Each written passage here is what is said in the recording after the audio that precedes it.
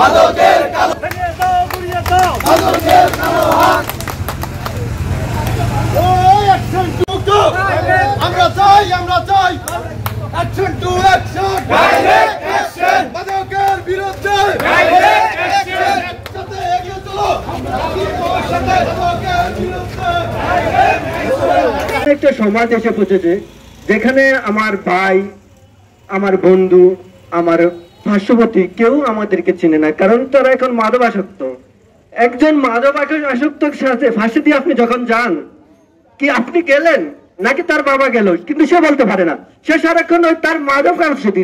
এভাবে যদি আমাদের সমাজ চলতে থাকে তাহলে আমরা আসলে কখনোই একটি সুন্দর সমাজ পাবো না।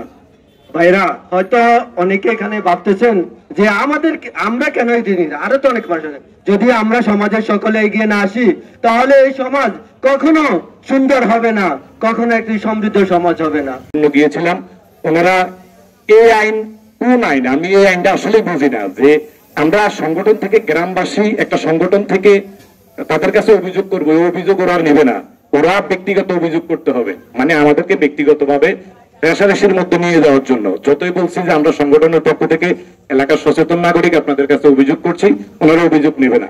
যাই হোক, ওনারা অভিযোগ না নেক, আমাদের প্রশাসন 5 তারিখের পর থেকে প্রশাসন অনেকাংশেই চুপ, জনগণের কাজ নিজেরাই করে নিচ্ছে, আমরাও আমাদের কাজ করে নেবো ইনশাল্লাহ। কিছুক্ষণ পরে খাল পড়বে, নদী পড়বে, বাগান পড়বে, আর এক সময় তাদের হাঁটার রাস্তা থাকবে না।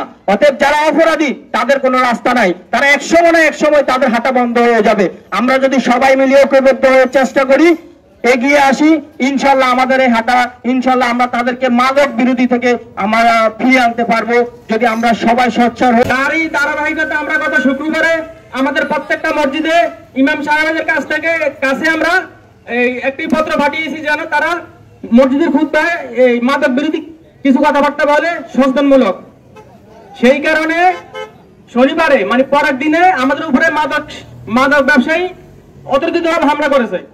ওই হামলার প্রতিবাদে জবাব দিতে যাই আমরা এখন হয়ে গেছি চাঁদাবাজ, আমরা হয়ে গেছি এখন লুটতরাজ, আমরা হয়ে গেছি এখন সন্ত্রাস।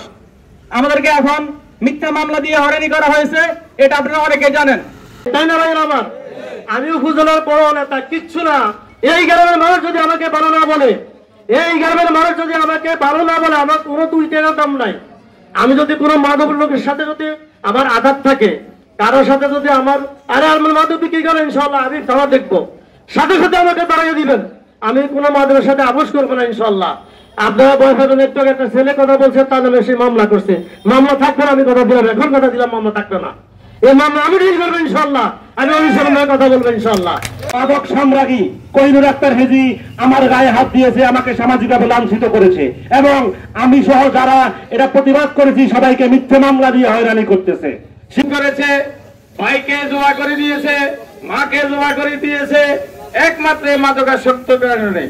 আর একটি কথা হলো, আমার আগের বক্তা ফারুক ভাই বলছেন, আপনারা অনেকে জানেন কে মাদক বেচে, কে মাদক খায়, আপনারা ভয় বলেন না, থানার নাম্বার আছে, আপনারা গোপনে থানাকে জানাবেন, অবহিত করবেন, ইনশাআল্লাহ মাদকাসক্ত মাদক ব্যবসায়ী এই বাংলার মাটি থেকে উৎখাত হবে ইনশাআল্লাহ হবে।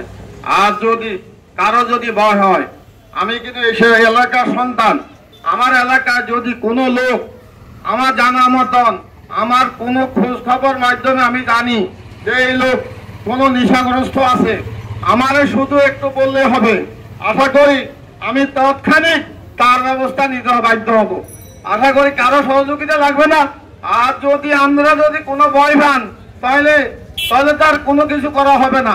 আমি চাকরি বঞ্চনার কারণে আপনার সন্তানের লেখাপড়া নষ্ট হয়, এই মাদক সেবনের কারণে খুন হয়, এই মাদক সেবনের কারণে বিভিন্ন জায়গায় চুরি এবং ডাকাতি হয়।